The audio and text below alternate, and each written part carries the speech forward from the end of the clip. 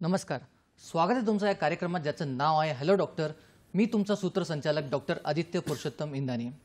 प्रेक्षको, बदलत्या हवामानात सर्दीसारखा सामान्य त्रास हा लहानपासून मोठ्यांपर्यंत सर्वांनाच होतो. मग सर्दीमुळे नाक वाहणे, डोळे पाणवणे, डोकं दुखणे, शिंका येणे हे लक्षण उद्भवतात. त्यासोबतच पूर्ण चेहरा थकलेला वाटू शकतो. या त्रासामुळे दैनंदिन जीवनात परिणाम होतोच, पण या त्रासाला दुर्लक्ष केलं तर हे आजार गंभीर स्वरूपात रूपांतर घेऊ शकतो. तर प्रेक्षको, या आजारांसाठी आयुर्वेद सक्षम आहे का? तर डोक्यांच्या केसांपासून तर पायांच्या नखांपर्यंत आयुर्वेद प्रभावी उपचार ठरू शकतो. तर आजचा आपला चर्चेचा विषय या प्रकारे आहे. आजचा आपला चर्चेचा विषय सर्दी, डोळे आणि आयुर्वेद. सर्दी, डोळे आणि आयुर्वेद. आणि यासाठीच आज आपल्या सोबत आहेत वैद्य आबासाहेब गडदे सर. सर, स्वागत आहे तुमचं कार्यक्रम. नमस्कार. सरांची माहिती याप्रमाणे आहे. वैद्य आबासाहेब गडदे हे MS नेत्र आयुर्वेदाचार्य आहेत. श्री विश्ववल्लभ आयुर्वेदीय चिकित्सालय व पंचकर्म केंद्र पुणे येथे सर संचालक म्हणून कार्यरत आहेत. 19 वर्षापासून सर आयुर्वेद सेवेत रुजू आहेत.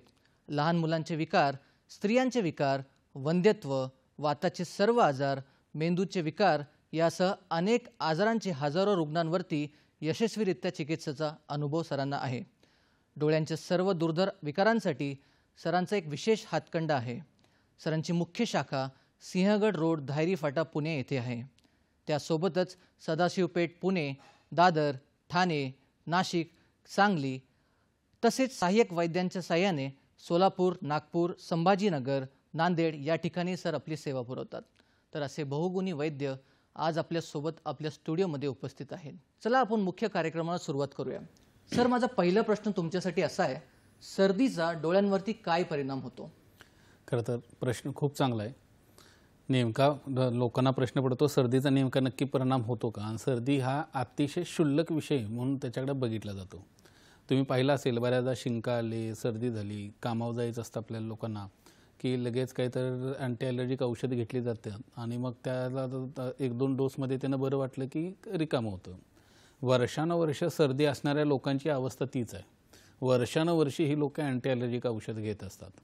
मुळात का हे करू नये किंवा सर्दीचा डोळ्यावर नेमका परिणाम काय होतो? शीर म्हणजे डोकं हे उत्तम अंग सांगून ठेवले आणि त्या उत्तम अंगात असलेले जे पार्ट आहेत, जे अवयव आहेत, म्हणजे डोळा आहे, कान आहे, नाक आहे, तोंड आहे, हे सगळं एकमेकाला कनेक्टेड आहेत. बऱ्याच वेळेला आम्ही वेगवेगळ्या आजारांमध्ये नाकात औषध टाकायला देत असतो. नाकात औषध का देत असतो? आयुर्वेदानुसार नासा ही शिरसोद्वार म्हणजे नाक हे एकमेव मार्ग असा आहे ज्याचा डायरेक्ट मेंदूशी आपल्याला संबंध आणता येतो. आधुनिक शास्त्रानुसार असं काही केलं जात नाही. नाकातले थेंब, अमुक हे अँटी ॲलर्जिक गोष्टी काय असतील तर गोष्टी वेगळी, पण मेंदूचा विचार करून नाकात औषध सोडणं किंवा नाकात औषध सोडून आपण ड्रॉप टाकून कानाचे, डोळ्याचे, घशाचे विकार बरे करणं ही कन्सेप्ट फक्त आयुर्वेदात आहे. कसं होतं, नाकाच्या बाजूला सायनस नावाचा एक प्रकार आहे. म्हणजे थोडक्यात चेहऱ्यावरती खड्डे आहेत आणि ते व्हेंटिलेशनसाठी फार महत्त्वाचा पार्ट आहे. तिथं नॉर्मल सिक्रेशन्स कफाचे असतच असतात, पण सततची सर्दी व्हायला लागली, सततचं नाकाशी संबंधित विकार उत्पन्न व्हायला लागले तर मग ते सिक्रेशन जे आहेत ते इन्फेक्शन त्यांच्यात पसरायला लागतं, त्यांच्यात जंतुदुष्टता व्हायला लागते आणि मग त्याचं रूपांतर ॲलर्जिक सर्दी किंवा सर्दीसारख्याच पद्धतीनं व्हायला लागतं. हे ज्या वेळेला सततचं व्हायला लागतं त्यावेळेला ह्या सर्दीचा परिणाम कान, डोळ्या, मेंदू, घसा ह्या अवयवांवरती होतच असतो. पण मग तो नेमका डोळ्यांवरती कोणत्या पद्धतीनं होतो? खरं तर बऱ्याच वेळेला मला हे सांगायला आवडतं की लहान मुलांच्या बाबतीत सततची सर्दी व्हायला लागली की मग त्यांना मुळात त्यांचा आहाराचा विषयच वेगळा असतो. म्हणजे सततची सर्दी कफकर आहारामुळे होत असेल आणि अशा लोकांना अगदी 8वी 9वी असताना किंवा 7-8 वयोगटातल्या पोरांना सततची सर्दी असेल तरी चष्मा लागत असतो. त्यामुळं सततच्या सर्दीचा परिणाम चष्म्यासाठीच्या अनुषंगाने होत असतो. बऱ्याच वेळेला सततची सर्दी असेल, सायनस असतात, शिंका येत असतं, नाक वाहत असतं आणि त्याचा परिणाम स्वरूप त्या व्यक्तीला सततचं डोकं दुखणं, सततचं डोळे दुखणं हा किंवा सततचं डोकं जड वाटणं हा सायनसचा परिणाम वर्षानुवर्ष राहतो. हे ज्या वेळेला व्हायला लागतं, ज्यावेळेला ह्या कफाशी संबंधित आहे किंवा पित्ताची किंवा वाताशी कोणत्याही दोषाशी संबंधित अशी सर्दी असेल तर मग पहिल्यांदा हे सततचं व्हायला लागल्यानंतर त्याचा परिणाम यायला लागतो की काहीही कारण नसताना दिसणं कमी व्हायला लागतं. हे दिसणं कमी व्हायला लागलं की मग लक्षात येतं की चष्मा लागलाय. किंवा काही लोकांना असं होतं की सततची सर्दी आहे, डोळे दुखत नाही, डोकं दुखत नाहीत, पण तरीसुद्धा दिसणं कमी व्हायला लागले. मग लक्षात येतं की चष्मा लागलाय. मग अशा वेळेला आपण काय करतो, पहिलं कर्तव्य तर बजावतो म्हणजे डोळ्याच्या डॉक्टरकडे जातो आणि चष्मा लावून घेतो. चष्मा लावला की तो हा चष्मा स्टेबल राहणार आहे का नाही, कारण ह्याचं मूळ रूट कॉजच वेगळं आहे. म्हणजे आयुर्वेद नेहमी सांगत आला आहे किंवा आयुर्वेदाचे जेवढे वैद्य लोक आहेत हे नेहमी सांगत आले आहेत किंवा सांगतात आपल्याला की आयुर्वेद हा रूट कॉज मूळ कारण शोधणारं शास्त्र आहे आणि त्याच्यावर चिकित्सा करतं. मग अशा वेळेला जर मूळ कारण शोधलं गेलं तर माझी ट्रीटमेंट करणं सोपं पडतं आणि मूळ आजार बरा झाला की त्याचे कॉम्प्लिकेशन टळतात. आपण नेमकं सर्दीच्या बाबतीत काय करतो, सर्दी झाल्याने चष्मा लागला किंवा दिसणं कमी झाले की नंबर आपण लावून घेतो. 6 महिन्यानं बघितले की परत नंबर वाढलेला असतो, परत 6 महिन्यानं बघितले की परत नंबर वाढलेला असतो. थोडक्यात काय, आपण त्या सर्दीचा दुष्परिणाम म्हणून दिसणं कमी झाले त्याची चिकित्सा करतो. जे दिसणं कमी सर्दीमुळे झालं ते त्या सर्दीची ट्रीटमेंट करत बसत नाही. सर्दीची ट्रीटमेंट न केल्यामुळं चष्मा हा सततचा नंबर वाढत जातो आणि मग आपल्याला एकदा -10च्या वरती गेला की नंतर पडदा फाटण्यासारखे मोठ्या आजाराला किंवा अंधत्व येण्यासारख्या मोठ्या गोष्टींना आपल्याला तोंड द्यावं लागतं. किती साधी गोष्ट आहे, सर्दीकडे लक्ष दिलं असतं तर चष्मा लागला नसता, किंवा सर्दीमुळे चष्मा लागलेला आहे अशा वेळी जरी मूळ सर्दीची ट्रीटमेंट केली गेली असती तरी आपल्याला चष्म्याचा नंबर वाढायचे चान्सेस नसतात आणि तो कमी होऊन आपल्याला सर्दी गेली की दिसणं सुधारतं आणि अशा केसेसमध्ये आपला चष्माही घालवता येतो. मूळ निदान काय सर्दी, त्याचा परिणाम आलाय दिसणं कमी होणं आणि आपण करतोय काय चष्मा. सांगायचा मुद्दा, असे सर्दीचे डोळ्यांवरती वेगवेगळ्या स्वरूपात परिणाम आपल्याला दिसतो. दुसरं, सर्दी व्हायला लागली की नूतन सर्दी म्हणजे नवीन सर्दी असेल तर तुम्हाला माहिती असतं शिंका खूप येतात, डोळ्यातनं पाणी येतं आणि लाईट सहन होत नाही. प्रकाशसत्व आपण फोटोफोबिया हे सिम्पटम दिसतं. हे केव्हा दिसतं, कसं आहे, झाडाच्या खाली आपण उभं राहिलो उन्हात, प्रखर ऊन आहे, आता उन्हाळा आहे, झाडाच्या खाली उभं राहिल्यानंतर तुम्हाला त्या उन्हाची झळ अजिबात लागत नाही. मग हे ऊन जातं कुठं, तर झाडांची पानं तो सूर्यप्रकाश सगळ्याच्या सगळ्या ॲब्झॉर्ब करतात आणि त्यांच्यात ती क्षमता आहे त्याची युटिलायझेशन करायची. तसं डोळ्याच्या बाबतीत प्रकाश किरण डोळ्यात आत पास झाल्यानंतर पडद्याच्या काही भागांमध्ये एक्सेस जो पडद्यावरती लाईटचा सूर्यप्रकाश येतो ते ॲब्झॉर्ब करण्याची क्षमता असते. ज्या वेळेला ही सर्दी सततची व्हायला लागते, त्या सततच्या सर्दीमुळं सायनस खराब व्हायला लागतात, कानावरती घशावरती परिणाम व्हायला लागतो, त्याचसोबत डोळ्याच्या पडद्यावरती त्याचा परिणाम येतो आणि मग ही क्षमता जी आहे ती कमी व्हायला लागते.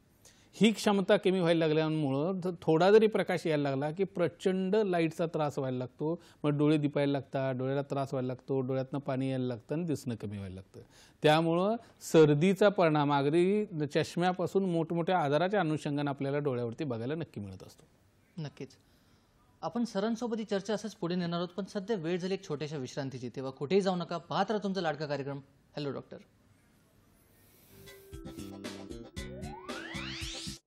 सर्दी, डोळे आणि आयुर्वेद, श्री विश्ववल्लभ आयुर्वेदीय चिकित्सालय व पंचकर्म केंद्र, शाखा पुणे, मुंबई, ठाणे, नाशिक, सांगली, छत्रपती संभाजीनगर, नांदेड, सोलापूर, नागपूर. पत्ता धैरी फाटा, सिंहगड रोड, पुणे. संपर्क 98 81 71 93 92, तसेच 98 22 52 61 99 आणि 80 07 46 61 61. Website www.vishwavallabhayurved.com.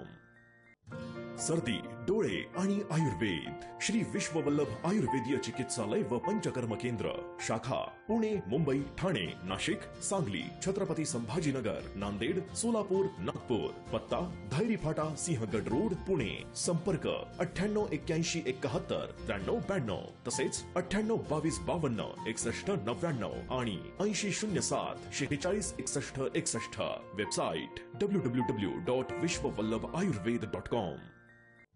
सर्दी, डोळे आणि आयुर्वेद, श्री विश्ववल्लभ आयुर्वेदीय चिकित्सालय व पंचकर्म केंद्र, शाखा पुणे, मुंबई, ठाणे, नाशिक, सांगली, छत्रपती संभाजीनगर, नांदेड, सोलापूर, नागपूर. पत्ता धैरी फाटा, सिंहगड रोड, पुणे. संपर्क 98 81 71 93 92, तसेच 98 22 52 61 99 आणि 80 07 46 61 61. Website www.vishwavallabhayurved.com.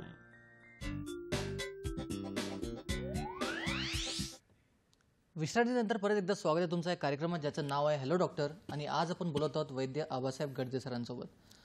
विश्रांतीच्या आधी सरांनी सर्दीचा डोळ्यांवरती काय प्रभाव होतो हे आपल्याला सांगत होते. सर, अजून कुठले कारणे आहेत किंवा अजून काय प्रभाव होऊ शकतो डोळ्यांवर? जसं मगाशी सांगितलं की दिसणं कमी होणं, डोकं दुखणं, असं होऊन दिसणं कमी होऊन लागतं आणि चष्मा लागायला लागतो आणि मग चष्मा तो ॲग्रिवेट व्हायला लागतो. चष्मा त्याची वाढ झपाट्याने व्हायला लागते नंबरची. तसंच डोळा सततचा लाल व्हायला लागतो. बऱ्याचदा डोळा लाल व्हायला लागला की आधुनिक शास्त्रानुसार त्याला एपिस्क्लेरायटिस किंवा युआयटिसमध्ये सारखा एक आजार आहे ज्याच्यामध्ये डोळा लाल होणं होतं, किंवा TB सारखी लक्षणं दिसत असतात त्या पेशंटमध्ये तुम्हाला डोळा लाल होत असतो, किंवा आर्थरायटिस असतो आणि त्याच्या कंडिशनमध्ये डोळा लाल होत असतो. ज्या वेळेला सर्दी सततची जिरलेली असते, ज्या वेळेला सर्दी सततची असल्यामुळं सायनस तुमचे खराब झालेले असतात, ज्या वेळेला सर्दी सततची असल्यामुळं वारंवार घशाशी संबंधित इन्फेक्शन होत असतं, अशा वेळेला त्याचा परिणामस्वरूप बऱ्याच लोकांना डोळे सततचे लाल व्हायला लागतात. सुरुवातीला अशा केसेसमध्ये आपल्याला दिसणं कमी होणं हे लक्षण दिसत नाही. 2, 5, 10 वर्षे जशी सर्दी जिरायला लागेल तसं त्या लालीचा परिणाम मात्र पडद्यावरती होताना दिसतो आणि मग आस्ते आस्ते आस्ते तिची दृष्टी कमी व्हायला लागते. अशा केसेसमध्ये बऱ्याचदा मग आधुनिक शास्त्राकडे गेलं की मग ह्याला स्टेरॉइडच्या औषधांशिवाय स्टेरॉइडचे ड्रॉप टाकण्याशिवाय पर्याय राहत नाही. स्टेरॉइडचे ड्रॉप टाकून तुमची तात्पुरत्या स्वरूपात लाली कमी होते, पण त्याचे दुष्परिणाम आपल्याला भविष्यात मोतीबिंदू आणि पडद्याशी संबंधित आजारपणामध्ये दिसायला लागतात. म्हणजे काय होतं, सततचे लाली होणार, सततचे ड्रॉप टाकायला लागणार, मग जी लेन्स डोळ्यामध्ये नॅचरल लेन्स आहे ती खराब होते आणि मोतीबिंदू होतो. लहान वयात मोतीबिंदूचं ऑपरेशनही होतं, पण जी लाली सततची येणार आहे ही एपिसोड वारंवार येतच राहतात आणि मग त्याचे ड्रॉप ज्यावेळेला आपण सततचे पुढं पुढं टाकायला लागतो त्याचा परिणाम पडद्यावरती येतो आणि मग अशा केसेसमध्ये बऱ्याचदा पडद्याला सूज येणं, मागच्या नसांना सूज येणं आणि मग त्याचं पर्यावसन आपल्याला अंधत्वापर्यंत जातं. म्हणजे साधे डोळे लाल होतात त्या केसमध्ये घेत असताना, ती केस टेकिंग करत असताना आपण सर्दी आहे की नाही विचारत असतो. म्हणजे बऱ्याचदा कसं होतं, म्हणजे ह्याच्यात व्यवहारात बोलताना म्हणतात अरे फार वैद्यकीय करू नकोस किंवा फार वैद्य होऊ नकोस. हे का असा प्रश्न म्हणजे म्हटलं जातं, कारण वैद्य प्रत्येक लक्षण सांगितलं की त्याच्यासाठी 50 प्रश्न विचारतो. हे कधीपासून आहे, कधी झालं, कधी होतं, सकाळी होते, दुपारी होते की रात्री होते, स्पेसिफिक कोणता ऋतू आहे का, काय खाल्ल्यानंतर होते का, झोपून उठल्यानंतर होते का. हे सगळे प्रश्न ह्याच्यासाठी आहेत की त्यानुसार तो काळ किंवा तो दोष हे ठरवायला त्या सगळ्या प्रश्नांची उकल करत असतो. आपण प्रश्न विचारून त्या आजाराची उकल करण्याचा प्रयत्न करत असतो, त्यासाठी एवढे प्रश्न असतात. म्हणून केस टेकिंगमध्ये मुळात काय लक्षात घ्या, आधुनिक शास्त्रांना आयुर्वेदात जसं मी सुरुवातीला सांगितलं मूळ कारण शोधणं भर आहे. त्यामुळे जेव्हा डोळा लाल होताना येत असतो तेव्हा आम्ही त्याला शौचाचंही विचारत असतो, आम्ही त्याला पोटाचंही विचारत असतो, आम्ही त्याला तोंडाचंही विचारत असतो, आम्ही त्याला मेंदूशी संबंधित विचारत असतो, आम्ही त्याची दिनचर्याही विचारत असतो. डोळ्याचा विकार जरी होत असला तरी त्याला सार्वदेहिक शरीरात कुठं बिघाड झाला हे शोधल्याशिवाय डोळ्यातला बिघाड काढता येणार नाही. जरी वैद्य आयुर्वेदात कुणी डोळ्याचं प्रॅक्टिस, मी जसं बसलो डोळ्याची प्रॅक्टिस करणार आहे, कुणी पोटाचं घेऊन बसले, कुणी त्वचा विकार घेऊन बसले, पण ह्या सगळ्याचं मूळ पोटात आहे.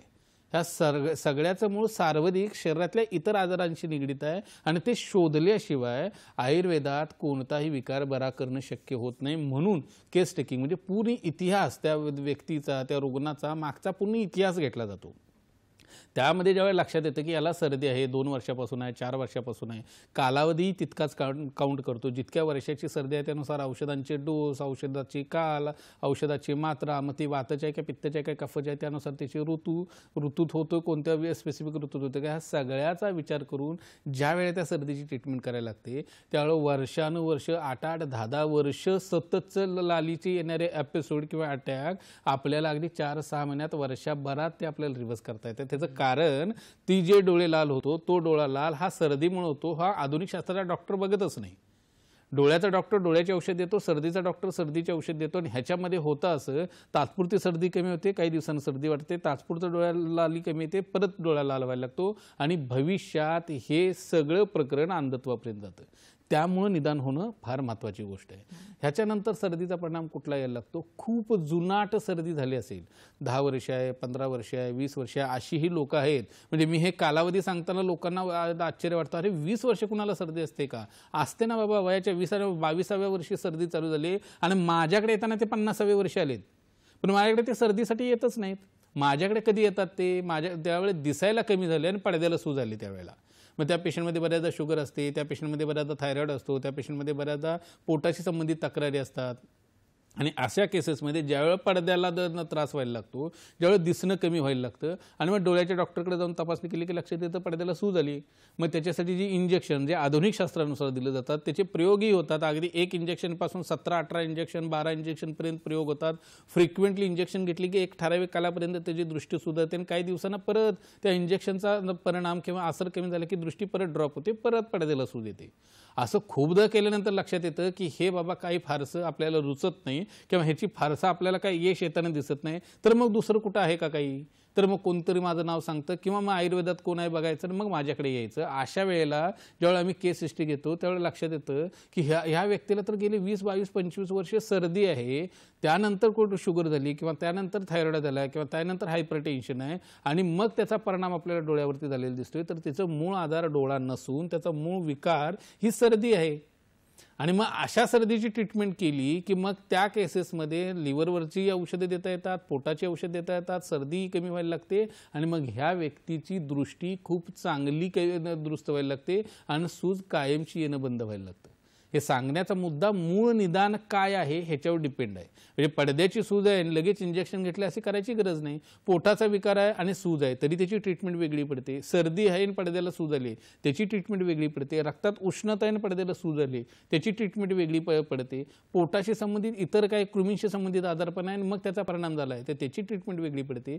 तर निदानाचं वैविध्य आयुर्वेदात आहे आणि ते शोधलं गेलं पाहिजे तर आपल्याला त्याचा परिणाम खूप चांगल्या पद्धतीने घेता येतो. ह्याच्यानंतर सर्दीचा परिणाम केराटोकोनस नावाचा एक विकार आहे. केराटोकोनस म्हणजे काळ्या बुळाचा शेप बदलणं. ह्याच्यासारख्या आजार शरीरात उत्पन्न करणंही सर्दीमुळे शक्य होतं. ही सर्दीची महिमा डोळ्यांच्या बाबतीत आहे. नक्कीच आपण सरांसोबत ही चर्चा असंच पुढे नेणार आहोत, पण सध्या वेळ झाली एक छोट्याशा विश्रांतीची. तेव्हा कुठेही जाऊ नका, पाहत राहा तुमचा लाडका कार्यक्रम हॅलो डॉक्टर.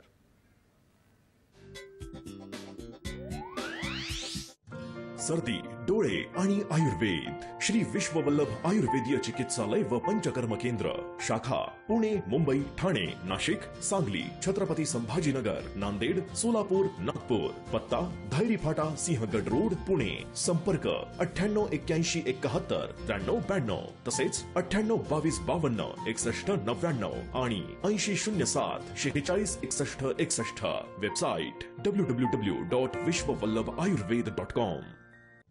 सर्दी, डोळे आणि आयुर्वेद श्री विश्ववल्लभ आयुर्वेदीय चिकित्सालय व पंचकर्म केंद्र, शाखा पुणे, मुंबई, ठाणे, नाशिक, सांगली, छत्रपती संभाजीनगर, नांदेड, सोलापूर, नागपूर. पत्ता धैरी फाटा, सिंहगड रोड, पुणे. संपर्क 98 81 71 93 92 तसेच 98 22 52 61 99 आणि 80 07 46 61 61. Website www.vishwavallabhayurved.com.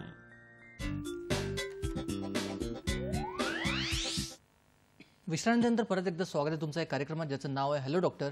आणि आज आपण बोलत आहोत वैद्य आबासाहेब गडदे सरांसोबत. सर आपल्याला एक फोन येतोय, दीपक बोलतायत नाशिकवरून. दीपकजी तुमचा प्रश्न विचारा. नमस्कार, बोला. सर म्हटलं एक प्रश्न होता.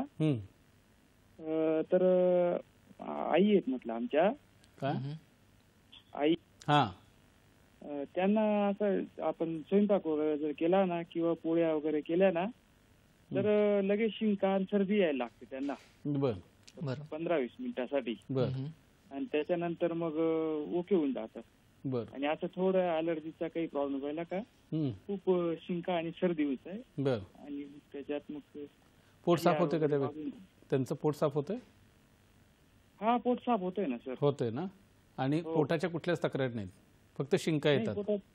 हो शिंका. असं आपण भाजी केली, भाजीला फोडणी दिली तर ते वास आला का शिंका येतात. पहिले नव्हता त्रास, एवढा 2-3 वर्षापासून त्रास आहे. 2-3 वर्षात होतं ते. रात्री झोपताना पाणी प्यायची सवय आहे का त्यांना? हा झोपायच्या टायमाला पितात ना. अगदी बरोबर, सांगतो मी तुम्हाला. आणि अजून एक प्रश्न होता सर माझा. हा बोला. तर मला स्वतःला एक म्हणजे मी आंघोळ वगैरे केली, केस धुतले ना तर शिंका येतात सर. असं 15-20 मिनिटं खूप शिंका येतात. बरं. आणि सर्दी पण होते. त्याच्यानंतर मग अर्धा 1 तास झाला का त्याच्यानंतर दिवसभर काहीच होत नाही. बरं सांगतो. काही सिम्पटम आहे का काय? नाही सांगतो, दोघांचे मी सांगतो. हा धन्यवाद दीपकजी. हो चालेल. धन्यवाद. हो होते काय मुळात जे त्यांच्या आईंच्या बाबतीत त्यांनी सांगितलं हे बऱ्याचदा रात्री झोपताना पाणी पिणं, सकाळी उठल्यानंतर रिकामपोटी पाणी पिणं, दिवा स्वाप असणं, पोट साफ न होणं ह्या कारणांमुळे बऱ्याचदा हा सर्दी शिंकांचा ॲलर्जिक सर्दीसारखा परिणाम येत असतो.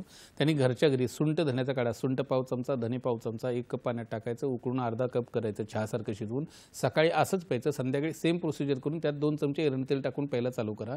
रात्रीच्या जेवणानंतर, रात्रीचे जेवण शक्यतो 7 ते 7:30 पर्यंत उरका. त्यानंतर शक्यतो औषध सोडलं तर पाणी किंवा द्रव पदार्थ कोणता घ्यायचं नाही. हे गोष्टी करायला लागले. संध्याकाळचं शक्यतो कोरडं म्हणजे भाकरी, मुगाची उसळ, भाकरी, मुगाचं वरण किंवा मुगाच्या डाळीचे म्हणजे पिठाचे डोसे हे कोरड्या स्वरूपात घ्यायला लागले. पाण्याचा इंटेक 2 लिटरपेक्षा जास्त आहे जो तो कमी करायला लागला आणि हे एरंड तेलाचं सुंठ धण्याचं काढायचं केलं तर 1 महिन्यात ते 1.5 महिन्यात त्यांच्या सर्दी आणि शिंक्यांचं प्रमाण कमी यायला लागेल. इन केस तर नाही झालं तर मग वैद्याला दाखवणं गरजेचं आहे, कारण ही ॲलर्जिक सर्दीचा प्रकार आहे तो लिव्हरशी संबंधित आहे का, कृमींशी संबंधित आहे का, मोठ्या आतड्याशी संबंधित आहे का पित्ताचा इतर कुठल्या ठिकाणी बिघाड झाले ज्याच्यामुळे त्या ॲलर्जिक सर्दीसारखा परिणाम येतो हे बघावं लागेल. साध्या ह्या औषधांना नाही कमी झालं तर मात्र जवळच्या वैद्याला, किंवा मी नाशिकला असतो दुसऱ्या रविवारी तिथं दाखवलं तरी चालणार आहे. राहता राहिला तुमचा प्रश्न, तुमच्या बाबतीत जे होते ते त्यांच्यासाठी सुद्धा आपल्याला सुंठ धण्याचा काढा हा सकाळ संध्याकाळ घेता येऊ शकतो. सकाळ संध्याकाळ सुंठ धण्याचा काढा घ्यायला लागलं आणि त्यात एरंड तेल टाकून घ्यायला लागलं तर तुमचाही त्रास हा कमी व्हायला लागेल. फक्त ह्या औषधानं कमी नाही झालं तर मग मात्र कुठल्या तर जवळच्या वैद्याला दाखवणं ही गरजेची गोष्ट आहे. नक्कीच. जसं मागाशी आपण बोलत होतो की जिरलेल्या सर्दीचा परिणाम केराटोकोनस सारखा व्हायला लागतो. केराटोकोनस म्हणजे काय, काळ्या बुबुळाला जी वक्रता आहे, काळ्या बुबुळाचा जो शेप आहे तो बदलतो. तो बदलायला लागला ना की मग आपल्याला दिसणं कमी व्हायला लागतं आणि त्याला म्हणायचं केराटोकोनस. ह्याच्यात आधुनिक शास्त्रात काही ट्रीटमेंट आहे का, तर आधुनिक शास्त्रात त्याला UV लाईट किंवा रिंग बसवणं किंवा लेझर करणं हा प्रकार केला जातो, पण तो फक्त गाडीचा स्पीड कमी करण्या इतपत मर्यादित आहे. म्हणजे काय, पुण्यापासून मुंबईला येतो 100च्या स्पीडनं आला तर 2-2.5 तासात याल, 50च्या स्पीडनं 4-4.5 तास लागेल. तर तसं ह्या ट्रीटमेंट जे आहेत त्या आजाराचा स्पीड कमी करतात, आजार बरा नाहीत करत. हे का सांगायचा मुद्दा, कारण हे करून सुद्धा आपल्याला बऱ्याचदा त्या आपल्या केराटोकोनसच्या पेशंटमध्ये डोळे खराब झाले किंवा दिसणं बंद झालेलं दिसत असतं. मग ह्या केसेसमध्ये ज्यावेळी हिस्ट्री घ्यायला लागतो त्यावेळेला त्याची बरीच कारणं आहेत. म्हणजे पोटातला दोष असतो, वातरक्त नावाचा विकार आहे ज्याचा परिणाम स्वरूप म्हणजे वातानं रक्त खराब व्हायला लागले की हा परिणाम काळ्या बुबुळावर व्हायला लागतो आणि केराटोकोनससारखी सिम्पटम आपल्याला दिसायला लागतात. तसंच ज्यावेळेला सर्दी होते आणि ती वातानं बाधित आहे, म्हणजे वातामुळं, म्हणजे लोकांचा गैरसमज असतो की फक्त कफामुळे सर्दी होते, तसं नसून ती पित्तानी होते, ती वातानी होते आणि ती कफानी होते. ज्यावेळी वातामुळं सर्दी व्हायला लागते आणि ती खूप वर्षानुवर्ष जिरते त्यावेळेला त्याचा परिणाम स्वरूप बऱ्याच लोकांमध्ये आपल्या काळ्या बुबुळाचा शेप बदलतो आणि त्याचा डायग्नोसिस केराटोकोनस होतो. आधुनिक शास्त्रानुसार तो विकार हा असाध्य सांगून ठेवला आहे. म्हणजे केराटोकोनस कोणत्याही ट्रीटमेंटनं बरा होत नाही, त्याचा स्पीड कमी करता येतो. त्याच अशा केसेसमध्ये ज्यावेळी त्याचं निदान हे सर्दीचं व्हायला लागतं आणि ते वातामुळे आहे, तर त्या वात सर्दीची ट्रीटमेंट केली, काही नाकातले ड्रॉप वापरले, काही नाकावरती लेप वापरले, डोळ्याची ट्रीटमेंट केली तर खूप चांगल्या पद्धतीनं आपल्याला ती वात सर्दी बरी करता येते आणि त्याचा परिणाम स्वरूप ज्यावेळेला डोळ्यावरती परिणाम स्वरूप केराटोकोनसचे विकार यायला लागतात तेही आपल्याला कायमस्वरूपी घालवता येऊ शकतात. ह्याच्यानंतर डोळ्यावरती बऱ्याच रुग्णांमध्ये काही कारण नाही, म्हणजे शुगर नाही, BP नाही, थायरॉईड नाही, लाईफस्टाईल सगळी व्यवस्थित आहे, फक्त सर्दी सोडलं तर बाकी त्या माणसाला काही नाही. आणि अशा लोकांमध्ये वयाच्या 35-40ला पडद्यावरती रक्तस्राव व्हायला लागतो. पडद्यावरती तुम्ही ऐकलं असेल बऱ्याचदा की सर्दी झाली की नाक शिंकताना कफातनं रक्त पडत असतं, किंवा ज्यांना हीट आहे त्यांचा घुणा फुटणं किंवा नाकातनं रक्तस्राव होत असतं. तसं बऱ्याच वेळेला सर्दी पित्त सर्दीचा प्रकार असेल तर अशा लोकांमध्ये वयाच्या 35 ते 40च्या वयोगटातल्या लोकांना बऱ्याचदा पडद्यावरती रक्तस्राव होतो. आणि मग पडद्यावरती रक्तस्राव झाल्यावर पहिल्यांदा काय घाबरगुंडी उडते, हे झालं कशामुळं, मग ते सगळ्या तपासण्या होतात, अगदी लिव्हरच्या, किडनीच्या, डोळ्याच्या सगळे स्कॅन होतात, निघत कशातच नाही. आणि त्याची ट्रीटमेंट साधी सोपी आधुनिक शास्त्रानुसार लेझर करणं. लेझर करणं म्हणजे काय, जिथं रक्तवाहिनी तुटलेली आहे ती त्या लेझरनं जाळून टाकणं. जिथं आपण ते लेझर करतो, ज्या भागावरती लेझर करतो तो पडद्याचा भाग कायमचा निकामी होतो. तिथनं रक्तस्राव नक्की थांबेल पण तो पडद्याचा भाग कायमचा निकामी होतो. तो परत दुरुस्त मला नाही, देवालाही करता येत नाही. त्यामुळं लेझर करायच्या अगोदर मूळ निदान करून घेणं अपेक्षित आहे. आधुनिक शास्त्रानुसार ती बेस्ट ट्रीटमेंट आहे. लेझर केलं की ब्लिडिंग थांबतं, जे आत रक्तस्राव झाला आहे तो काही दिवसात निवळतो आणि दिसणं सुधारतं. पण नवीन ठिकाणी झालं तर परत लेझरच आहे.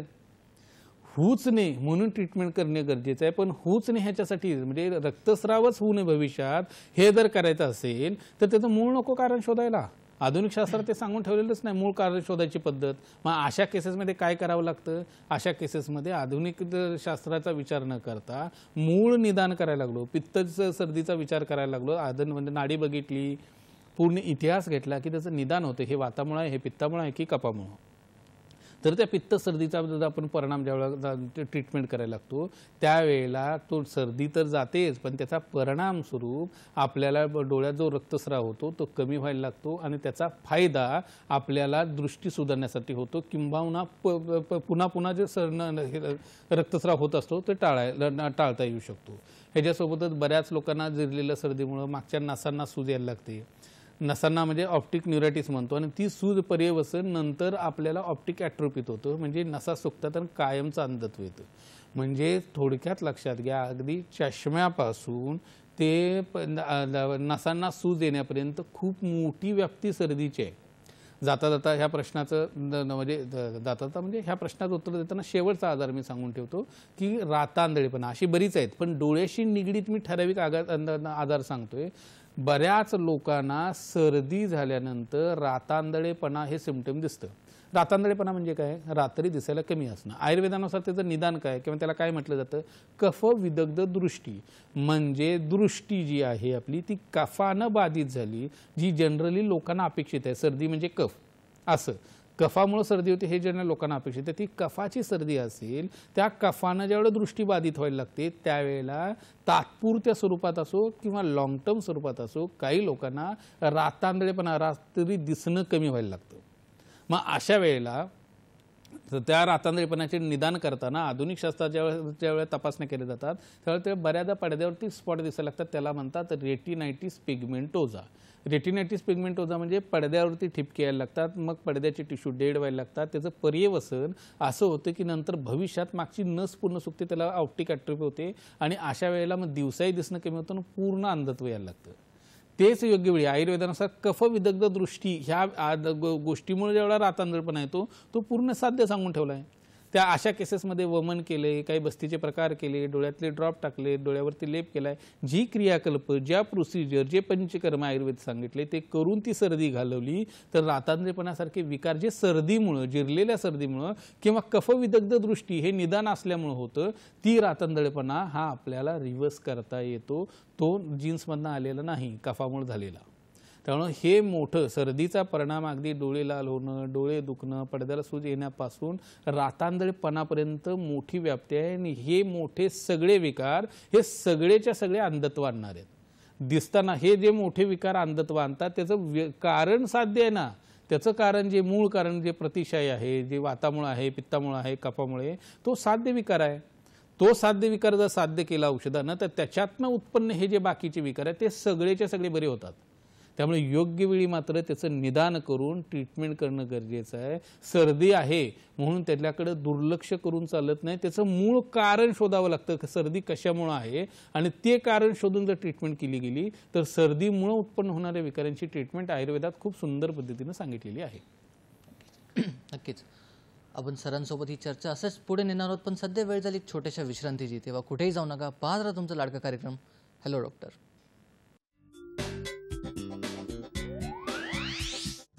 सर्दी, डोळे आणि आयुर्वेद श्री विश्ववल्लभ आयुर्वेदीय चिकित्सालय व पंचकर्म केंद्र, शाखा पुणे, मुंबई, ठाणे, नाशिक, सांगली, छत्रपती संभाजीनगर, नांदेड, सोलापूर, नागपूर. पत्ता धैरी फाटा, सिंहगड रोड, पुणे. संपर्क 98 81 71 93 92 तसेच 98 22 52 61 99 आणि 80 07 46 61 61. Website www.vishwavallabhayurved.com.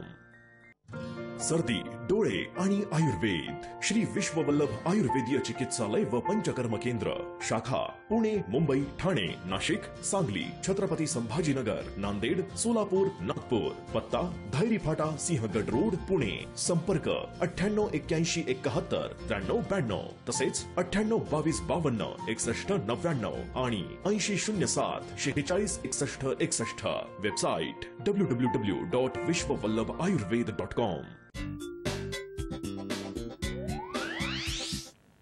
विश्रांतीनंतर परत एकदा स्वागत आहे तुमचं या कार्यक्रमात, ज्याचं नाव आहे हॅलो डॉक्टर. आणि आज आपण बोलत आहोत वैद्य आबासाहेब गडदे सरांसोबत. विश्रांतीच्या आधी सर्दीचा डोळ्यांवरती काय परिणाम होऊ शकतो हे आपल्याला सरांनी सांगितलं. माझा पुढचा प्रश्न सर तुमच्यासाठी असा आहे की वारंवार जे लोकांना सर्दी होते त्यामागील कारणे कुठली आहेत?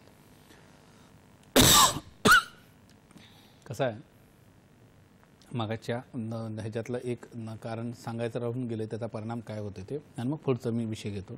शिंका यायला लागल्या की त्याचा परिणाम ज्यावेळेला हाय मायोपी असतो खूप मोठ्या प्रमाणात, म्हणजे नंबर जास्त असतो, त्याला हाय मायोपिया म्हणतो आपण. त्याच्यात डोळ्याची लांबी वाढते, पडद्याचा थिकनेस कमी होतो, आणि अशा लोकांना खूप सर्दीमुळे शिंका होत असतील तर पडदा फाटतोही.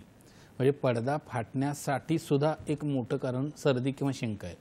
आता ओघात सर्दीची कारणं काय काय? खरं तर सर्दीची कारणं अनंत आहेत. सगळ्यात मोठं कारण काय असेल तर विचित्र आणि विकृत दिनचर्या. कधी झोपणं, कधी उठणं, कधी खाणं, हा फार मोठा हे कारणाचा पार्ट आहे ज्याच्यामुळं सर्दी वारंवार होते. जसं मगाशी एक रुग्णाचा फोन आल्यानंतर त्यांनी सांगितलं की सकाळच्या शिंका हे होतं आणि रात्री झोपताना पाणी पितं, त्याला म्हणायचं निशापान. रात्री झोपताना, रात्री जेवण झाल्यानंतर कुणीही कधीही कोणताही द्रव पदार्थ घेऊ नये. मुळात रात्रीचं जेवण आपण सांगून काय ठेवले, सूर्यास्ताच्या अगोदर रात्रीचं जेवण, त्याच्या अगोदर 6 ते 8 तास सकाळचं जेवण असणं अपेक्षित आहे. म्हणजे 9 ते 11 सकाळची जेवणाची वेळ, 5 ते 7 संध्याकाळच्या जेवणाची वेळ. तीच आपण पाळत नाही. गावाकडे पूर्वी हे व्हायचं, पण आता गावाकडेही ते होताना दिसत नाही. 8:30, 9, 10, 11 कधीही जेवलं जातं असा पण आता प्रसंग आला आहे. त्यामुळे रात्रीचं जेवण 6, 6:30, 7ला करत नाही तर ठीक आहे, पण 8पर्यंत जरी जेवण केलं, कमीत कमी जेवताना पाणी पिले. जेवण झाल्यानंतर मात्र पाणी किंवा तत्सम द्रवपदार्थ घेतले गेले नाही पाहिजेत. आणि ते एक कारण आहे की लोकांना सततची सर्दी व्हायला लागते, शिंका येतात आणि सततची सर्दी व्हायला लागते. तसाच पार्ट येतो उषपानाचा. उषपान म्हणजे काय? सकाळी रिकामा पोटी पाणी पिणे. उषपान हे सूर्योदयापूर्वी सांगितले, ब्राह्मी मुहूर्तावर 3:30 ते 5:30 या कालावधीत सूर्योदयाच्या पूर्वी तुमची झोप कंप्लीट झाली. रात्री 9, 9:30, 10ला झोपलाय, 6 ते 8 तास झोप कंप्लीट झाली, त्यावेळेला 3:30 ते 5:30 मध्ये उठताय, आंघोळ पांघोळ सगळं झाले, ब्रश करताय आणि मग तुम्ही पाणी पिताय, तर त्याला म्हणायचं उषपान. त्याचे गुणवर्धन खूप आहे, त्यानं शरीराला फायदा खूप होतो. पोट साफ व्हायला लागतं, रक्ताची शुद्धी होती, डोळ्यासाठी चांगलं आहे, रक्तातली उष्णता कमी व्हायला लागते. हे सगळं त्याचे गुण आहेत. आणि त्याच्या एक्झॅक्ट उलट ज्यावेळेला सूर्योदयानंतर आपण पाणी पितो त्यावेळेला कफाचे विकार होतात. भलेही पोट साफ होईल पण कफाचे विकार होतात, सर्दी व्हायला लागते, मेंदूचे विकार होतात, केसांचे विकार होतात, केस काळे पांढरे होणं किंवा गळणं हे विकार व्हायला लागतात, घशाचे वारंवार विकार व्हायला लागतात, त्वचा विकारासारखी लक्षणं यायला लागतात. ही सगळी लक्षणं सूर्योदयानंतर पाणी पिण्यामुळे होत असतात. त्यामुळे उषपान आणि निशापान हे चुकीच्या पद्धतीने केलं की त्याचा परिणाम वारंवार सर्दी व्हायला लागतं. दुसरं प्रमुख काय कारण असेल तर कृमी, जंत.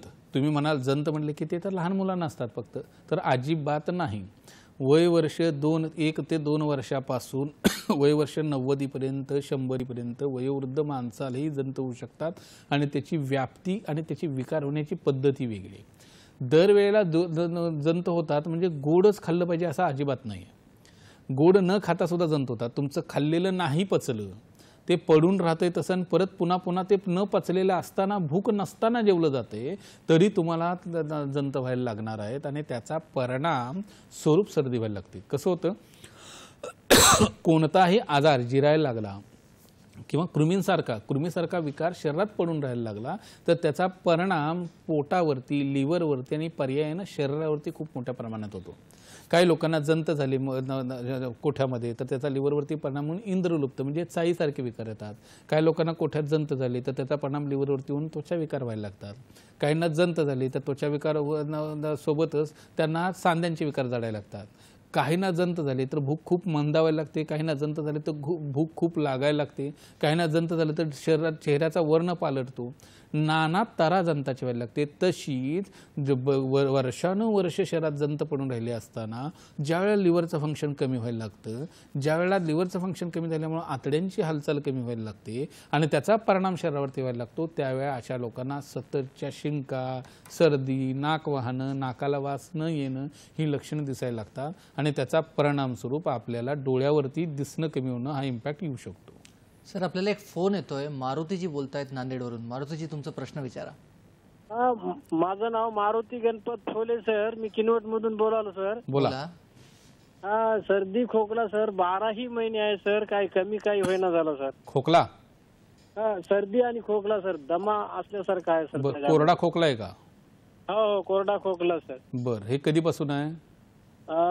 जवळपास झालं सर 2 ते 4 वर्ष झालं सर, मागं पडलं सर. बर, मी सांगतो. पोट साफ होतोय ना तुमचं? पोट साफ होतोय ना तुमचं? हो हो, पोट साफ आहे सर. सर्दी आणि खोकला सर, ते काय नांदेला ऑपरेशन पण केलं सर, हाडाचं हाड वाढलं म्हणून. त्याच्यात काही फरक पडला नाही सर, फक्त ते गोळ्या घेतल्या तोपर्यंत जराशी कमी वाटलं, आणखी जशा तसं आहे. एक्झॅक्ट, बरोबर, मी सांगतो तुम्हाला. धन्यवाद मारुतीजी. सायनस बरोबर. कदाचित आता जी मगाशीपासून आपली चर्चा चालली की मूळ आधार न शोधता ही ट्रीटमेंट केली गेली, सर्जरी केली गेली. सर्जरीला काय सांगितलं असेल त्या डॉक्टरांनी, सर्जरी केली सर्दी जाईल, काही दिवसापुरता परिणाम येईल, औषध घेतली की बरं वाटतं आणि परत वर्षानुवर्षे हे राहतं. याचं कारण मूळ आजार वेगळा आहे. चान्सेस मी घरच्या घरी आधी सांगतो, औषध ते लिहून घ्या तुम्ही. पाव चमचा सुंठ, पाव चमचा गूळ, पाव चमचा सुंठ आणि पाव चमचा गूळ एकत्र करून सकाळ संध्याकाळी घ्यायला चालू करा. तुमची बरीचशी खोकला आणि सर्दीचा परिणाम कमी यायला लागेल. आता मी पुढचे जर मूळ कारण काय आहे की हा नुसता कोरडा खोकलाने सर्दी असेल तर ही वाताशी संबंधित वाटते आणि ह्याचा वात प्रकोप या व्यक्तीचा कमी करायचा असेल तर शरीर शुद्धी म्हणजे पंचकर्मही करायला लागेल, पोटातले औषध द्यायला लागतील आणि आहाराचं नियोजन करायला लागेल. आता तुम्ही सुंठ गुळ घ्यायला चालू करा, तुमचा काही दिवसात खोकला कमी यायला लागेल. पण जवळच्या वैद्याला दाखवून मूळ आजाराचं निदान करून जर ट्रीटमेंट केली गेली तर तुमचा खोकला आणि सर्दी कायमस्वरूपी जाऊ शकते. ऑपरेशन गेल्यानंतर जी कमी नाही झाली तीही आयुर्वेदिक औषधांना नक्की कमी होईल. किंवा कुठं तुमच्याकडे वैद्य नसेल तर आपल्या जवळच्या सेंटरला भेट द्या, तिथं ट्रीटमेंट ह्याची चांगल्या पद्धतीनं करता येऊ शकेल. नक्कीच. धन्यवाद मारुतीजी. तुमचं प्रश्नाचं उत्तर तुम्हाला मिळालं असेल.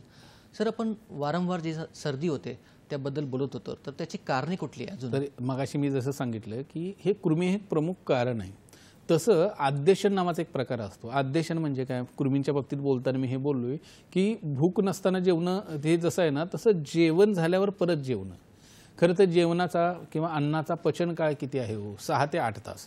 एकदा सकाळी तुम्ही जेवण केलं 9 ते 11 तर संध्याकाळचं 6 ते 8 तासाने जेवण केलं गेलं पाहिजे. त्याच्या अगोदर जेवण होता का म्हणजे भूक लागली तर 1.5 ते 2 तासात पचेल असे नाश्त्याचे आपल्याला पदार्थ घेणं अपेक्षित आहे. उपमा, शिरा, भाजके पोहे, भाजक्या पोहे, साळीच्या लाईनचा चिवडा हे पदार्थ जर घेतले किंवा फळं.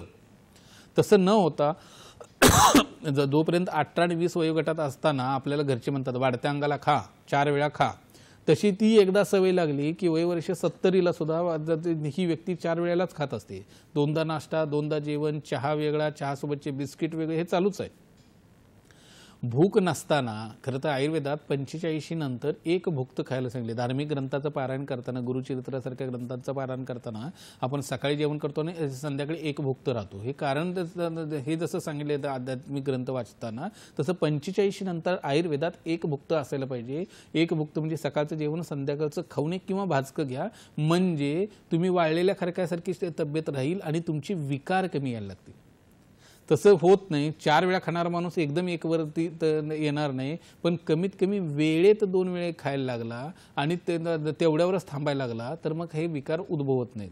पण लोकांना तसं होत नाही. 11 वाजता जेवण झाले तर 12 वाजता पाहुणे आलेत म्हणून भजी तळली की परत पाहुण्यांसोबत भजी खायला माणूस बसतो.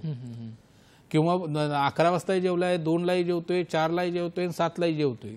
पचन काळ तो 2 जेवणांमधला अंतर 6 ते 8 तास असणं अपेक्षित आहे. रात्रीचे जेवण सूर्यास्ताच्या अगोदर होणं अपेक्षित आहे. ते काहीही विचार न करता सततच खायला लागला किंवा अशा लोकांना कोठ्यावरती परिणाम येतो, आतड्यावरती परिणाम येतो, लिव्हरवरती परिणाम येतो आणि वारंवार सर्दी व्हायला लागते. मग अशा लोकांचे अँटी ॲलर्जिक औषधून चालेल का हो? का हे साधं लॉजिक आहे. जो माणूस 4 वेळा खातोय त्याचं पचतच नाही, त्याला तुम्ही अँटी ॲलर्जिक देऊन सर्दी जर कमी करायला लागला ती सप्रेस होईल, पण त्याचं रिफ्लेक्शन त्वचा विकारावरती, पोटावरती, लिव्हरवरती, डोळ्यावरती येणार आणि अशा लोकांना जर डोळ्यावरती परिणाम आला तर दिसणं कमी व्हायला लागणार. हे जसं आद्यशनाच्या बाबतीत आहे तसंच आपल्याला कफकर आहाराच्या बाबतीत आहे. पूर्वी बघा तुम्ही, म्हणजे आता महाराष्ट्रीयन पुरणपोळी फेमस आहे. पुरणपोळी ठराविक सणांनाच मिळायची. आता तुम्ही येता जाता कुठल्या हॉटेलमध्ये पुरणपोळी मिळेल असे बोर्ड लागलेले असतात, म्हणजे त्याचं कौतुक राहिलेलंच नाही. लाडू चिवडा म्हणजे दिवाळीचे पदार्थ आहेत, ते दिवाळीशिवाय मिळायचे नाहीत, त्यामुळं अप्रूप असायचं आणि दिवाळीच्या काळात 4-4 दिवस घरात स्वयंपाकच केला जायचा नाही. त्या लाडू चिवड्यावरती लोक राहायची, कारण कौतुक होतं खाण्याचं. का? कारण वर्षभर ते पदार्थ मिळायचेच नाहीत. सततचं हे गोडाचे पदार्थ आता बाजारात मिळतात, अनेक बेकऱ्या निघालेत, त्यामुळे लाडू आणि गोडधोडचे जे पदार्थ आहेत ते इतकी रेलचेल असते आपल्या जेवणाच्या ह्याच्यात, तर त्याचा इतका कफाचा जर आहाराचा अतिरेक केला गेला तर त्याचा परिणाम शरीरावरती खूप मोठा होताना दिसतो. जनरली हे पोरांच्या बाबतीत होतं. लहान मुलांचं वय हे जनरली कफाचं वय आहे.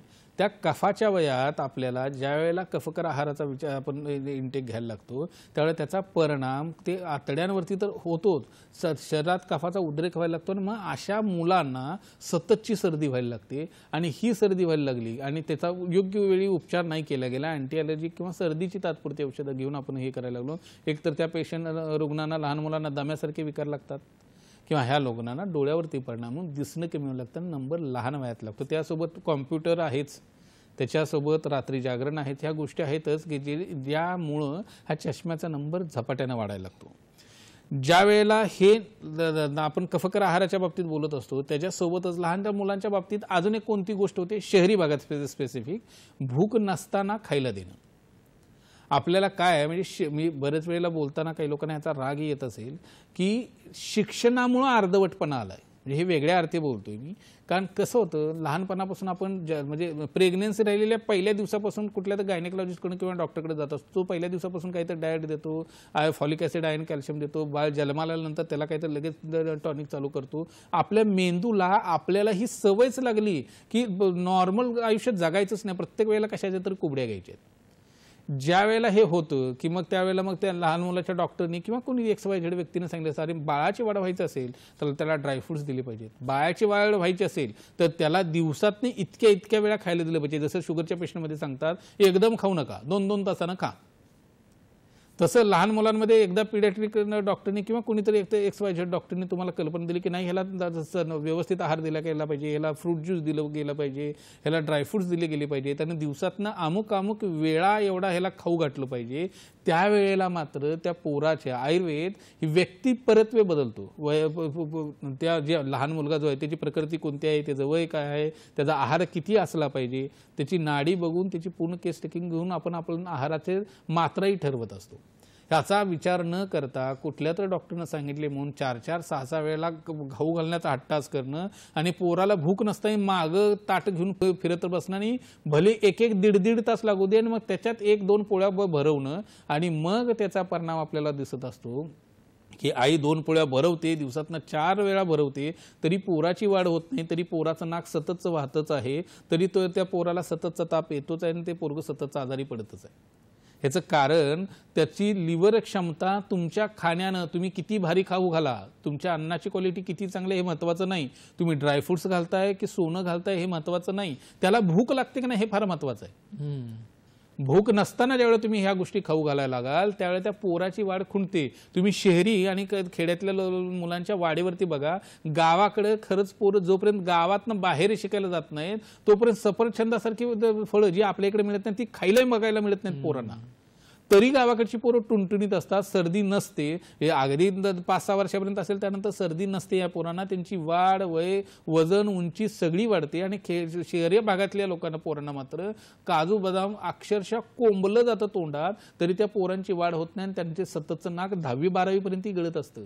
ह्याचं कारण भूक नसताना खायला देणं. किंवा सततचं खाणं ह्या गोष्टी ज्या आहेत त्या अग्नीवरती परिणाम करतात आणि मग अशा लोकांचा लिव्हरवरती परिणाम होऊन लिव्हर फंक्शन कमी व्हायला लागतं, ह्या पोरांची चिडचिड व्हायला लागते आणि सततची सर्दी व्हायला लागते आणि ही सर्दी वर्षानुवर्षे राहिली की मग मात्र त्याचा परिणाम आपल्याला डोळ्यांवरती दिसायला लागतो. म्हणून तर नुसताच अभ्यास नाही, पूर्वी व्हायचं म्हणजे अभ्यासू पोरगा मग त्याला चष्मा लागला सततचं वाचून. आता अभ्यासू पोरांना चष्मे फार कमी आहेत, अभ्यास न करणाऱ्या पोरांना चष्मे जास्त आहेत. त्याचं कारण हे खाणं पिणं, आयांचे अति लाड, नको असताना केले गेलेले लाड, हे जर करायला लागलो तर त्याचा परिणाम कोठ्यावरती तर होतोच. सर्दीसारखा परिणाम जर शरीरावरती कायमस्वरूपी दिसतो, पण आयुष्यभरासाठी ह्या सर्दीचा परिणाम डोळ्यावरती होऊन चष्मासारखे मोठ्या गोष्टी मागे लागतात आणि अख्ख्या करिअरवरती परिणाम व्हायला लागतो. त्यामुळं मूळ कारण शोधणं हे तितकंच महत्त्वाचं आहे. ह्याच्यासोबत सर्दीसाठी आणखीन म्हणजे अगदी लहानापासून मोठ्यांपर्यंत एक मोठं कारण असतं, ते म्हणजे पोट साफ न होणं.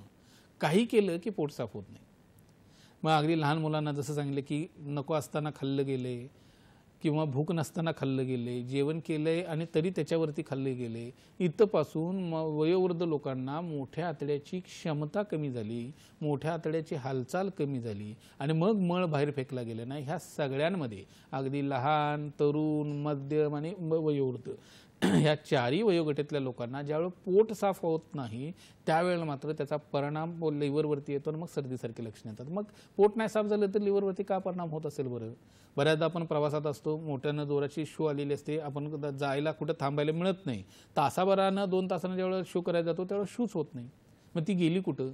ब्लॅडर जर फुल झाले, सेन्सेशन ब्लॅडरनं तुमच्या मेंदूला ऑलरेडी दिले की बाबा मी फुल आहे, मेंदू तुम्हाला सांगतोय की हे बाहेर उत्सर्जित करा आणि ते सेन्सेशन असून ज्यावेळेस 2 तासानं जातोय त्यावेळेस ते होत नाही. मग काय झालं? काय ब्लॅडर फुल झाले त्यांना युरिननं आणि ज्या वेळेला तुम्ही ते योग्य वेळी ते बाहेर टाकून देत नाही त्यावेळेस ते शरीर रिॲब्झॉर्ब करतं, ते पाणी, ते युरिन शरीरात परत ॲब्झॉर्ब केलं जातं आणि परत युटिलाइज केलं जातं. हे वारंवार ज्यावेळेला व्हायला लागतं त्यावेळेला त्या गोष्टींचा परिणाम लिव्हरवरती खूप मोठा आपल्याला दिसायला लागतो. तसंच जसं युरिन आहे, म्हणजे काही काउंटरला लोक आहेत त्यांना लघवीचा प्रॉब्लेम आहे, ते अडवून धरतायत, किंवा संडास आले आणि ते जातच नाही तर अडवून धरतायत, आणि किंवा पोटच साफ होत नाही आणि तो मळ मोठ्या तड्यात पडून राहतोय. त्यावेळेस जे मळ म्हणजे काय, मूत्र म्हणजे काय, शरीरातले टाकाऊ पदार्थ, जे विषजन्य पदार्थ आहेत, जे नको असलेले पदार्थ आहेत, ते शरीराच्या बाहेर घेऊन जाणार आहेत. आणि ते घेऊन जात नसतील आणि मोठ्या आतड्यात पडून राहत असेल तर ज्यावेळेस जशी युरिन रिॲब्झॉर्ब होते त्यावेळेस मळातले टॉक्झिन्स जे आहेत, स्टूलमधले जे टॉक्झिन्स आहेत, ते शरीर रिॲब्झॉर्ब करतं, परत शोषून घेतं आणि त्याचा परिणाम लिव्हरवरती होऊन मग अशा लोकांना बऱ्याच वेळेला जुनाट सर्दीची लक्षणं दिसत असतात. आणि अशा वेळेला किती अँटी ॲलर्जी घेऊ देत, ते किती सर्दीची ॲलोपॅथिक औषधं घेऊ देत, ती किती नाकाचं ऑपरेशन करू देत, त्यांची सर्दी जात नाही. आणि ही वर्षानुवर्ष पोटामुळं किंवा मूत्र धारण करायची जर सवय असेल तर त्याच्या विषांचा परिणाम जेव्हा लिव्हरवरती येतो, अशा व्यक्तीला बस्ती देणं, पोटाचे पचन सुधारायची औषधं देणं, एक जर वयोवृद्ध व्यक्ती असेल तर एक भुक्त ठेवणं, हलका आहार देणं, ह्या सगळी त्यांची दिनचर्या काय आहे, ते उठतात कधी, झोपतात कधी, खातात काय, किती खातात, कधी खातात, हे सगळे दिनचर्या करून ज्या वेळेला विचार करून आपण ज्या वेळेला त्यांचं निदान करतो आणि मग त्यांची ट्रीटमेंट करतो त्यावेळेला सर्दी कायमची घालवता येते. जाता जाता मला एवढंच सांगायचं आहे, मूळ कारण सर्दीमुळं डोळ्यावर परिणाम होतो, पण त्या सर्दीचं मूळ कारण शोधून जर ट्रीटमेंट केली गेली तर डोळ्यांचे कितीही मोठे आजार होऊ दे, सर्दीमुळं ते आपल्याला समूळ घालवता येतात. मग त्यासाठी वमन करायला लागू दे, विरेचन करायला लागू दे, बस्ती करायला लागू दे, नस्य करायला लागू दे, आणि ह्याच्यासोबत पिंडी, बिडालक, नेत्रसेक, शिरोवेष्टन, गंडूश, जलोकावचरण, जे काही क्रियाकल्प आयुर्वेदात नेत्रासाठी, डोळ्यासाठी सांगून ठेवलेत, या सगळ्याची सांगड योग्य पद्धतीनं, योग्य वैद्यांच्या सल्ल्यानं नाडी परीक्षण करून केलं तर सर्दीमुळे येणारं अंधत्व, सर्दीमुळे येणारे डोळ्यांचे मोठे विकार कायमस्वरूपी आपल्या आयुष्यातनं हद्दपार नक्की करता येते. धन्यवाद सर, तुम्ही इथे आलात आणि आमचं एवढा चांगल्या प्रकारे मार्गदर्शन केलं. सर्दीसारखा विषय आम्हाला एवढा विस्ताराने सांगितलं, त्याच्यासाठी खूप खूप आभार आणि धन्यवाद. नमस्कार. आणि तुमच्यासाठी असंच नवनवीन चर्चासत्र आपण सुरू ठेवू, पण सध्या वेळ झाली तुमचं निरोप घेण्याची. चर्चेतील माहिती तुमच्या दैनंदिन जीवनात नक्कीच उपयोगी पडेल आणि आरोग्याच्या दृष्टीने तुम्हाला याचा फायदा होईल ही अपेक्षा. आपले सोशल मीडिया हँडल या प्रकारे आहेत. Social media handle hello doctor2026@gmail.com, त्यासोबत फेसबुक, यूट्यूब आणि ट्विटरवर सुद्धा आपण आहोत. तर प्रेक्षको, योग्य सल्ला द्या, योग्य सल्ला घ्या. स्वस्थ रहा, मस्त रहा. नमस्कार.